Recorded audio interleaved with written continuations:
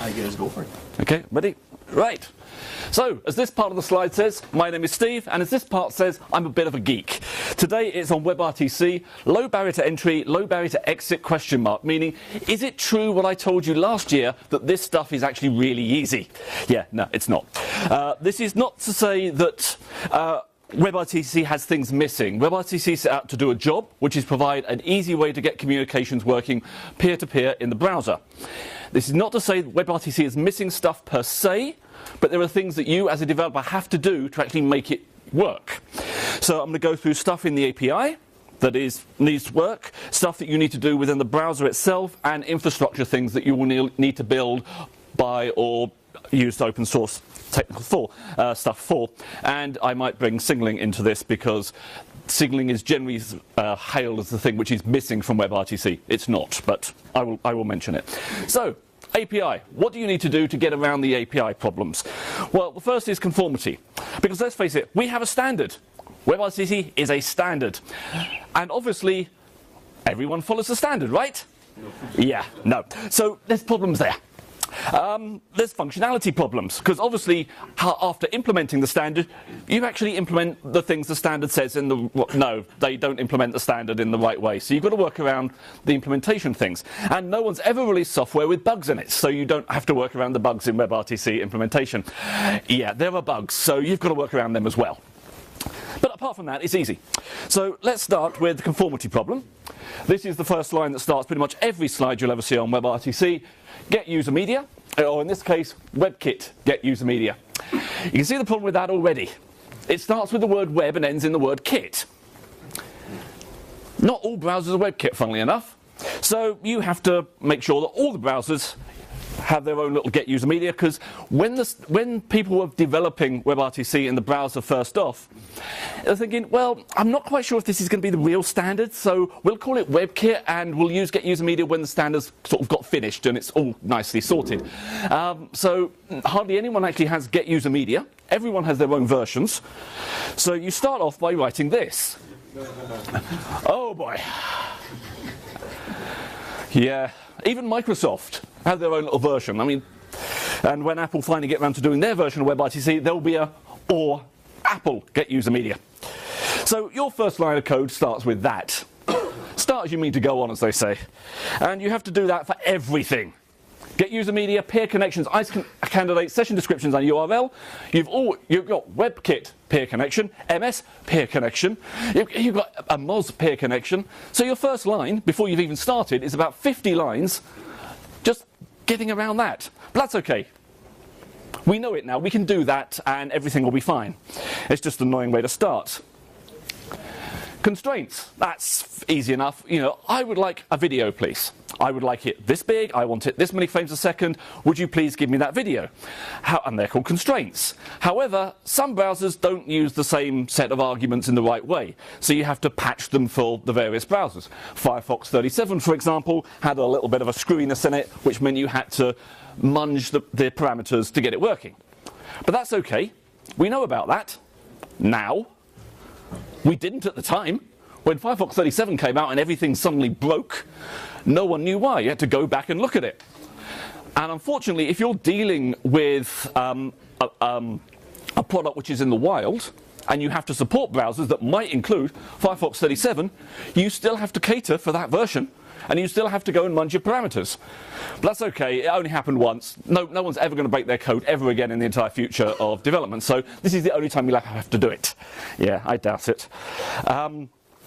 Well, two sides the same. Okay. So with all this template stuff that you have to do every single time, someone thought, oh, let's just do it once. And we created Adapter.js. I say we, not just me, everyone in the community. So Adapter.js does all the junk that you've just seen. Handles the Moz get user media, and the MS get user media, and the WebKit get user media. However, Adapter.js is not the answer. It's the start of the answer. It's not that well maintained. You are very likely going to run into a bug or an issue before the maintainers of Adapter.js run into it. So you'll probably end up finding that problem and thinking, why is Adapter not working? It's like, well, it isn't. They just haven't caught up yet. Functionality-wise, everyone does things their own way, and the is WebRTC, I'm probably standing in the way, is WebRTCReadyYet.com gives you a rough breakdown of what browsers support what. So you can work around all the different problems in all the different browsers, because you still have to do that. And for some unknown reason, some browsers and some implementations just like using completely different versions of code. It's a standard iterator for each is kind of standard JavaScript stuff, but this changes between browsers, between implementations. So you've got to handle that as well. And this is stuff which will exist in your user code. This is not something that Adapter.js can fix for you. You have to go, if result exists, else do this one. Oh boy, how much more code do we have to write around a standard? Well, it turns out there's more. There are bugs in some of the versions. So if you say to, if one browser says to another browser, I would like to send some video, please. If the other one doesn't say, I accept to receive your video, then it will break. There's no reason why it should break, it just will. So even if one machine you think is working fine, as soon as you connect it to the second machine, but you don't have the right parameters, which you only find out by trial and error or by having bugs, then you just won't get that connection. Okay, there is so much stuff broken in this, it's surprising anything works at all. So the browser. How can you control the technology, or can you control the technology or the browser versions? If you can control the browser version, that's a good thing. Previous company of mine, we did education solutions. We allowed kids in one country to talk to kids, teachers in another. And we said, if you want to use this product, you must be on Chrome version 45 or above. That wasn't because we thought Chrome 45 or above is really good. It's that we didn't have the time, patience, or effort to test every other version of browser. So if you can limit that, do it. It will make your life so much easier. Do you need the mobile? Do you need, it is possible to build WebRTC on mobile. The web part of WebRTC doesn't restrict it to being a web-only platform. Most of the time it is, and it does work on mobile. But if you can get around not supporting mobile, you probably want to look at doing it. These are the first versions, for what it's worth, that WebRTC was supported. Again, our WebRTC gives you that blurb. I'll move on, and yeah, who cares? So, the next part. So far, all we've gone through is where does WebRTC work? Which browser is working? How do you fix around problems in each browser? You now have the problem, it's like it's a communication protocol. Communication is between two or more. So what happens if you stick a Firefox with a Chrome? Yeah, that doesn't work either. Everyone has got their own ideas about what codec they should be using. Hey, we've developed a really cool codec. We want everyone to use it. I'm an old browser. I can only use this codec. Well, use this really cool new codec. No, we can't. And some of the time you find that the browsers will communicate that says, okay, then we'll use the boring codec if you must. But it doesn't solve the problem that, there will be issues with the various codecs between the various browsers. Again, if you can restrict it to saying Chrome 45 and above, you'll have a much easier life than if you say, yeah, we really support everything, it's fine. The SDP format, which is the session description protocol, this is the little blurb of text which says, I am a WebRTC client, I would like to communicate in this way, please. And the other machine goes, fine, I accept that. Sometimes they use slightly different formats. Just enough of a different format to make your life annoying. And as we saw on all the previous slides, functionality differences. If one side says, yes, I support this particular method, and the other side says, I don't, you still have to cater for both, and you still have to do your own implementations to get around those issues. This is very much a heritage thing. On a load of old Android devices, WebRTC was disabled by default. This is nothing you as a developer can get around. This is a UX problem. You have to teach your users that they need to switch it on.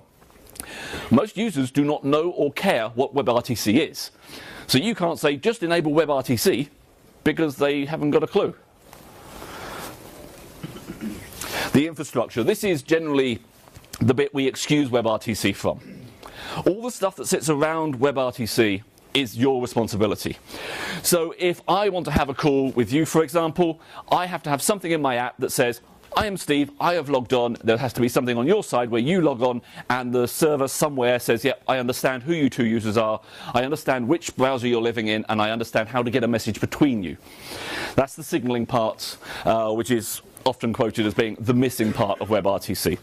It's not missing, it's not there for a reason, which is if WebRTC provided the way that signaling has to be provided, then you are stuck to using the WebRTC signaling thing and you can't do anything else. You can't do any clever stuff, you can't customize it to your application. There is no turn servers by default, so you have to supply your own. A turn server is a thing which just basically sends media between one machine and another. So a lot of the time we call WebRTC a peer-to-peer protocol, because it goes from that client to that client in the browser and it doesn't even talk to a server. The problem is sometimes these users are behind firewalls. Sometimes these users have really weird configurations and the only way of getting a media stream from that machine to that machine is to go through a turn server. You send the media up to the server, it turns it around and sends it back to the other client. You need to supply those. And because media is quite an expensive protocol in terms of bandwidth, you don't get those for free. So you've got to build and supply your own turn servers. There's CoTurn as an open source one. It's another thing to do. If you want any kind of recording or transcoding, you've got to supply that yourself. Again, not big or clever, it's just another thing to do. And once you have to do it, you have to maintain it. If you want mobile, again, you're on your own. And similarly, there's no testing for any of this. The idea of test suites kind of went out with the Arc. So does anyone test their code anymore? Is that an antiquated idea still? Yes. Oh, there's three of us. Great. So there's no test for WebRTC. So if I'm trying to have a call with someone else and it's not happening, I have no way of knowing where that call's breaking. Is it because my browser is currently unsupported, is new, is broken, is old, is broken? I can't tell as an application developer if it's the user's problem, if it's the browser's problem, if it's the connection from the browser to their local intranet, it's from their local intranet off to their ISP, if it's on the whole backbone of the internet, or it's the other side. There is no way in WebRTC to work out where or why that call is broken. You just have to guess. Obviously, business logic would never be included in a standard. That's not its job. But there's a lot of things that I won't say management because that would be very mean to those in suits. But the problem with management is as soon as you say, oh yeah, WebRTC, it does this, and they've read some article once and they think, oh, it's easy, it just does it all for you. It doesn't do any business logic. So things like, oh yeah, I'm going to make a call into this website and I want it to go to the first available client specialist or support guy or support girl or support whatevers. You don't actually have any of that code in WebRTC. That's all your responsibility. If you want to put a, please wait, your call is important to us, honest, you can't do that. You have to write your own stuff to inject messages into the stream. If you want it to scale, you're on your own again, as you'd expect. You've got to work out a way of saying, right, I've got 1,000 people all trying to connect to each other now. What servers do they? That's up to you. And again, for the fault detection, as I said, if there's a breakage in your WebRTC connection between A and B, WebRTC does not help you determine where that fault lies. So I thought, let's have a go at this. How hard can it be to build a WebRTC application just for fun? So I did. I toddled along to my machine, I opened up Sublime, and I started typing.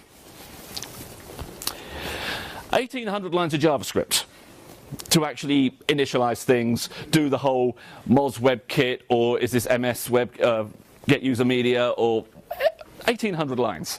That's not a lot. But that's still a chunk of work to actually develop and maintain and get working. 1,500 lines of PHP. That's not to say PHP is bad and I could have done it in 20 lines of Ruby, but it's a case of saying, I'm so glad someone got that. It's not to say that PHP is bad, but in order to do user discovery, to say, my name is Steve, your name is Jill, I'm trying to connect to you, you need to find us now, I need to send you stuff.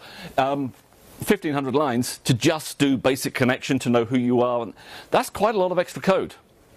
And that doesn't include the ORM. I just used Red Bean because it was there and it seemed simple enough.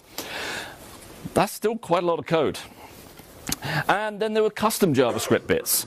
And these are things like, you've got 3 microphones in your system. Which microphone would you like to use? Little drop list. All those sort of things need about 400 lines of code. And that's one call between 2 people. That's not a room facility where multiple people could join. That's not some facility where I'm going to make a call and the first available person can answer that. That's just one call between 2 people. And we're looking at what? 3,500 lines of code to be built and maintained. And those 3,500 lines only work if everyone does everything right. I did not write a single error check in any of those 3,500 lines, because that would double the code size easily. That's a lot of stuff you need to do for something that apparently should just work, that is a standard, that is out of the box and available. There's effort required. So it's not to say that WebRTC is bad. It's not. It's great. There is no other way that a bog standard developer is able to build a Skype in a browser in an afternoon. Most people do not know enough about codecs to make this work. Most people don't know enough about transport systems to send that data over the web. They don't know enough about streaming technologies, about frames and so on. So it lowers the barrier to entry so that ordinary people like me can actually do it. Unfortunately, it doesn't lower it low enough so that you can do it safely and without a slew of bugs the very first time you try. It's very easy to get it working, but that leads you down that path where you think, I did this entire Skype in an afternoon. How hard can it be to do the next bit? Well, it turns out that it is actually quite hard to finish it, and particularly if you're working with manager types who look at it and go, wow, you did all that in an afternoon. Well, you can do all these other features by the end of the week then, because it doesn't work like that, as if anyone ever thought it did. So that's pretty much my time. I can now think I've got time for questions, and I can also update my scorecard. There we go, 16 done. Great. Any questions? Phew. We got the time, so. Do you have any suggestions on how to debug these problems that you said you will encounter? Any tools that might help? Yeah, well, there's not that many. The biggest help is GetStats. So as part of the peer connection, there's an API called GetStats. This basically just gives you an array of parameters. It says things like, over the last second, I've had this amount of jitter. There has been this amount of lost packets. It tells you that stuff is happening. It doesn't tell you where. Because the browser is so sandbox, it can't tell you where. You have to actually start saying, okay, I need the end user to install something on their machine that then actually has that low-level access to say, well, can I, like a traceroute, for example, can I see this server? Can I see the one after that?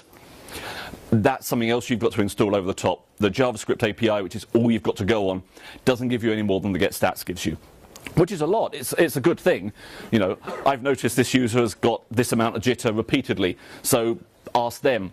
I see a lot of problems on your line. Are you trying to download something in the background? Are torrents running? Is someone streaming YouTube or something? And you could suggest things. But as the JavaScript API, that is the best you're going to get, unfortunately. And from user perspective, there are other tools than built-in in the browsers that you have this inspector, whatsoever they are called now. Are you aware of other external tools that you could eventually use?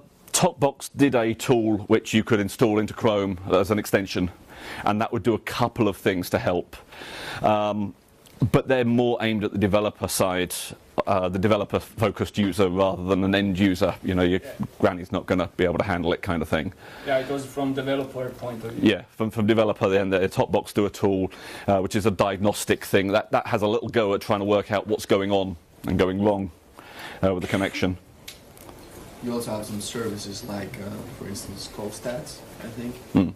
They will provide you with a small library which you can embed in your application, which will send all sorts of events and data about the peer connection to their servers, and then you have some analytics board where you can see stuff happening. So they piggyback a lot on GetStats, but GetStats is, as he said, inconsistent across browsers. So they normalize this a little bit and give you a more palatable data. For for example, not affiliated. Nor am I. I have met the guy and he's a nice guy, but not affiliated. Yes, one there, one there. Can you repeat the questions? Oh, yes. Are you familiar with any promising frameworks to handle, common business logic problems like you had mentioned? Not aware of any directly. There's one or two that keep popping up every now and again. Can't remember the names offhand, but yeah, just Googling open source RTC, there's, the problem with it is that because it is businessy logic things, most people don't generalize it well enough. They start saying, I'm going to build this fantastic framework, and then it sort of slightly grows with the specifics that each businessy stuff needs, and it's no longer a usable framework, which is unfortunate. The thing is, I say it's effort. It's 1,500 lines of stuff. It's doable. Of all the problems I think here, the business logic one is the one I'm least worried about. You said the API, everybody's made their own version. Is there an improvement in that over time? Are we actually getting standard function names rather than a version for every browser, or is it just terrible forever? Yeah. So the question is, are we actually moving towards a single set of API names and methods and that? And the answer is, we kind of are. I don't think I will be giving this talk in 3 years, for example, because I think by then everyone would have said, yeah, okay, we get it, this is what we need to do. Unfortunately, by then there'll be a new version of the standard and everyone will be building towards that standard, so we'll have a different problem in a future domain. But it's certainly getting better now because WebRTC started in 2011, so it's technically an old technology now. And at that point, it's kind of consolidated to the point where people are going, yes, we know it's a bit different, but this is enough to get us moving forward. So I think it's actually going quite well right now. Unfortunately, as we say, the standard keeps getting added to, so all the newer stuff. But the basic call to call is getting nicely consolidated. Oh, yes. That was all the time. That was all the time. Got to change. I'm sorry. Okay, I'll take it offline then if you like. Clap for him. Yeah.